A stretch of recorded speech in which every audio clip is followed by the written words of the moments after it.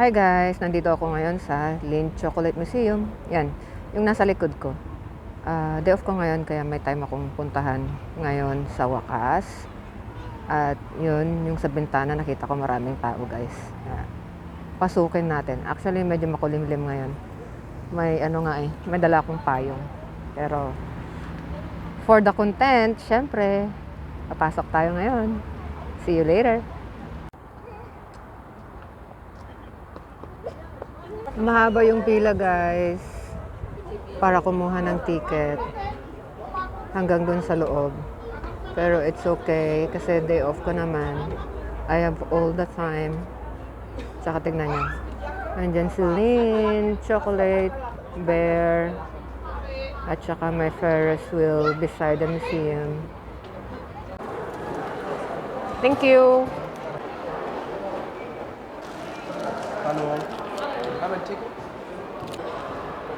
Sarap yung free na chocolate dun sa may entrance. Tapos dito sa entrance, yan, cocoa flower yung topic nila dyan. Tapos may fake na cocoa, cacao tree. Una daw nag-grow yung mga cacao sa South America. Tapos napunta ng, alam ko to Mexico eh. And then, yung upper part is California. Then, napunta ng Pilipinas, guys. Nakita nyo yun? Nandito sa history nila, nasa museum nila, ang Pilipinas. Dinala nila dyan sa may bandang Mindanao. Then, kumalat na sa buong Pilipinas. Then, dinala sa Africa. Ito, guys, may mga TV rito. Paano sila mag-harvest ng cacao? Sa bandang Africa yan. So, yung Lindt Chocolate, karamihan ng mga kakao nila is sa Africa, siguro. Kaya, ito yung pinapakita nila sa TV. Yan. Merong harvesting, may opening, tapos may fermenting, at saka drying. So, sa Central and South America, nag-grow yung finest cocoas in the world na ginagamit ng Lindt, I think so. 78% cacao. So, pang-apat ang Pilipinas sa cacao production. Sa Asia lang yan, guys. Asia.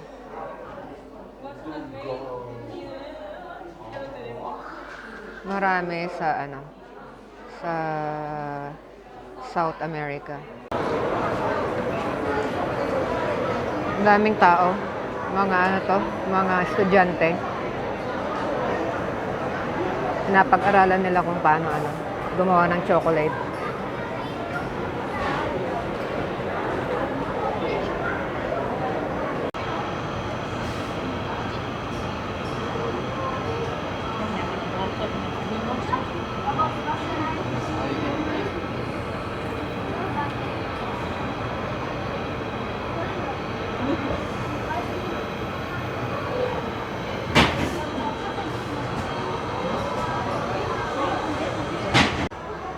Nakita nyo yan guys, daming chocolate sa mold.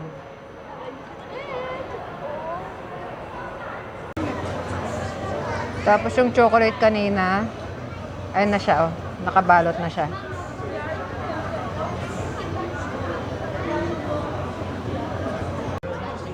Tapos nahulog siya sa crates, then binabox.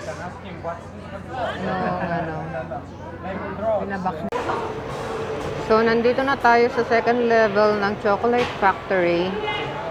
Doon tayo galing sa baba kanina. Tapos, si ate, nagkikreate siya ng character out of chocolate. Alam ko ito yung mga niya, creations niya. Yan. Yan guys, daming chocolate.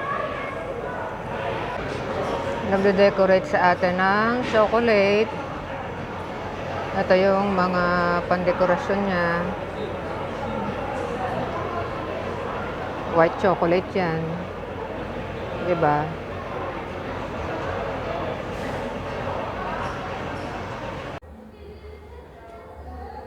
So, ito na guys, yung parte ng chocolate factory na museum siya. Kasi tignan nyo naman mga yan. Diba? Mga paintings sa wall at saka yung mga artifacts. Marami dito.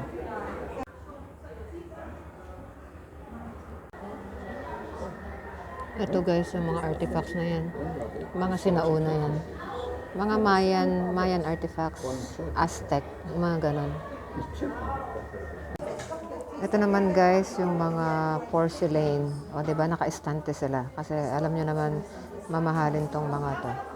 So, meron siyang chocolate pot. Tapos, merong chocolate cup. Ayan siya. Ginamit to nung mga 1700. Saka tong mga guys, mga porcelain na to, yung parang siya, teacup, hindi siya malalaki. Ang liliit niya. Meron pa nga ako nakita dito sa kabila. Tingnan nyo. Sobrang liit. Oh. Diba? Parang shot glass lang.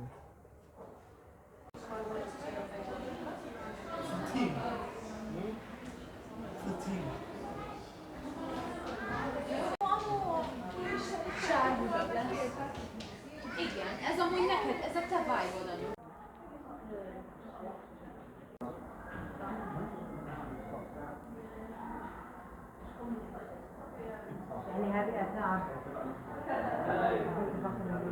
Ito pala yung mga sinaunang chocolate vending machine. Yan ay stork na very popular sa Strasbourg. Parang national bird nila dyan. Tapos, merong manok na vending machine. May windmills na chocolate vending machine. Merong elephant na vending machine. Ayan, mga chocolate vending machine yan. Sinauna. Mga early 1900s. Nandito na ako sa last part ng tour sa pinakataas ng museum. Nagpapahinga ako kasi pagod ako sa kakaikot. Tapos daming tao dito sa museum. Iba-ibang lahi. Mga turista, estudyante, kung sino-sino.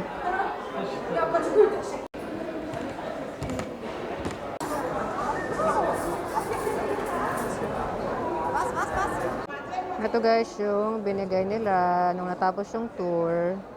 Tapos meron din akong nakuhang dalawa kanina, chocolate. Tapos ito yung coffee shop dito sa loob ng museum.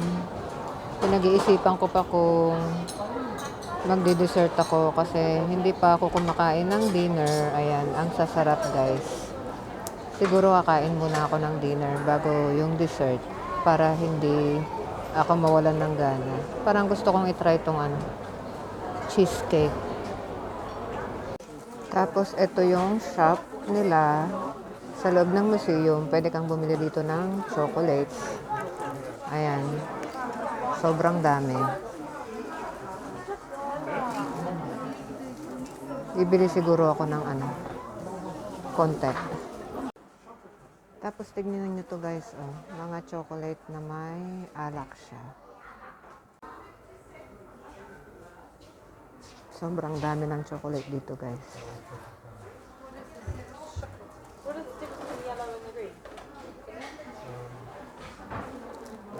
Yeah, you meant to be speaking German. Tapos hindi lang chocolates tinda nila rito. May mga lollipops din. Lollies ang tawag nila.